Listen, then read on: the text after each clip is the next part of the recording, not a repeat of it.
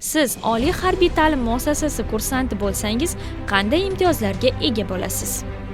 Avvalo, 100% davlat granti asosida ta'lim olasiz. Shuningdek, sizga o'qish davomida har oylik stipendiya ham beriladi. Kursantlarni bepul zamonaviy yotoqxona, bepul kiyim-kechak ta'minoti hamda bepul oziq-ovqat ta'minoti, bepul tibbiy xizmatdan foydalanish huquqiga ega bo'lasiz.